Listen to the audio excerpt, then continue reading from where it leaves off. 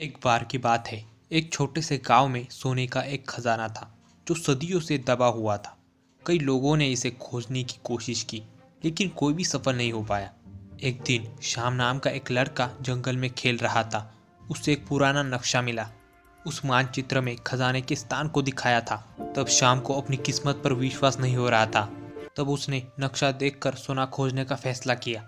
जैसे ही उसने जंगल में जाना शुरू किया, तब श्याम को अपने पीछे कदमों की आहट सुनाई दी। उसने मुड़कर देखा तो उसकी सहेली सारा उसका पीछा कर रही थी। श्याम, तुम क्या कर रहे हो?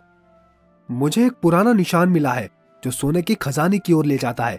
मैं इसे ढूंढने जा रहा हूँ। क्या तुम सोना ढूंढने जा रहे हो? मुझे भी तुम्हारे साथ जाना है। जरूर, क्यों नहीं? जितना ज्यादा उतना अच्छा।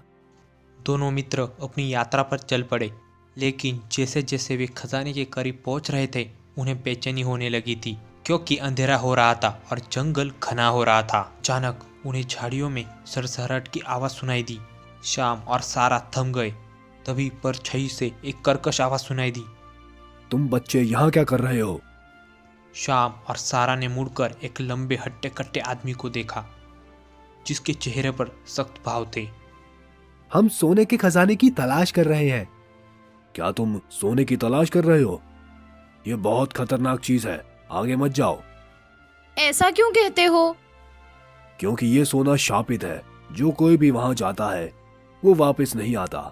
मेरा विश्वास करो, मैं अनुभव से कह रहा हूँ। श्याम और सारा ने एक दूसरे की ओर देखा। समझ नहीं आ रहा था कि क्या किया जाए। क्या उन्हें सोने की तलाश जारी रखनी चाहिए या उस आदमी की चेतावनी पर ध्यान देना चाहिए। जैसे ही वो सोचने लगे, वो आदमी वहां से गायब हो गया। अंत में श्याम और सारा ने खजाना खोजने का फैसला किया। जैसे जैसे श्याम और सारा जंगल में रास्ता ढूंढ रहे थे, पेड़ घने होते जा रहे थे और झाड़ियाँ लंबी होती गई, जिससे उनके लिए रास्ता ढूंढना मुश्किल हो रहा था। उन्होंने जो नक्शा पाया था वह पुराना और फटा हुआ था और उस पर निर्देश स्पष्ट नहीं थे। कुछ देर बाद उन्हें पता चला वो खो गए थे।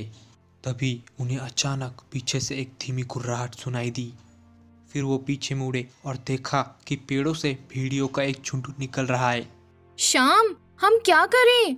अरे भागो! श्याम ने सारा का हाथ पकड़कर अपने साथ खींच लिया और जंगल में दौड़ने लगे। जैसे ही वो दौड़े, भेड़ियों ने उन्हें देख लिया और वो उनका पीछा करने लगे। उन्हें पीछा करते देख वो तेजी से दौड़ने लगे। श्याम और सारा दोनों थके हुए थे और उनकी सांस फूल रही थी, लेकिन वे अब रुक नहीं सकते थे। जैसे ही भेड़िए पकड़ने वाले थे, वे एक छोटी सी गुफा में जाकर छुप गए। तब भेड़िए उस गुफा में जाने का रास्ता खोजने की कोशिश कर रहे थे। तब श्याम और सारा डर से कांप रहे थे।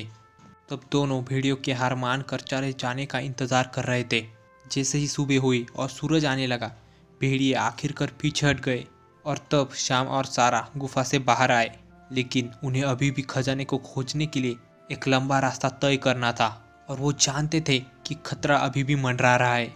जैसे जैसे वो अपनी यात्रा पर आगे बढ़ गए, उन्हें और अधिक बाधाओं और चुनौती का सामना करना पड़ने वाला था। उन्हें जोखिम भरी नदियों को पार करना था, बड़ी पहाड़ियों पर चढ़ना था और खतरनाक जंगलों का सामना करना था। लेकिन हर बीतते दिन के साथ वे खजाने को खोजने और उसके चारों ओर के अभिशाप को तोड़ने के लिए और दृढ़ होते गए।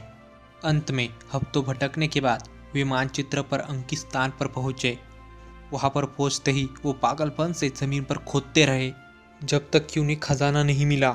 श्याम और सारा इसे देखकर अचंभित हो गए, लेकिन उन्हें भी बेचैनी का एहसास हुआ। जैसे ही उन्होंने संदूक खोला, वो एक अंधेरी रोशनी से टकरा गए जो सोने से ही निकली थी। प्रकाश इतना तेज था कि उन्हें अपने आंखों को ढकना पड़ा और उन्होंने एक गगनभेदी गर्जना सुनी जो जंगल में गूंज उठी। अचानक जमीन हिलने लगी। श्याम और सारा जानते थे कि अभिशाप को तोड़ने और अपनी जान बचाने के लिए उन्हें तेजी से काम करना होगा। वो अपने बुद्धि और साहस के साथ वहां से भागने पर कामयाब रहे। जैसे ही वो अपने गांव वापस आए, वे राहत और उपलब्धि की भावना महसूस किए बिना नहीं रह सके।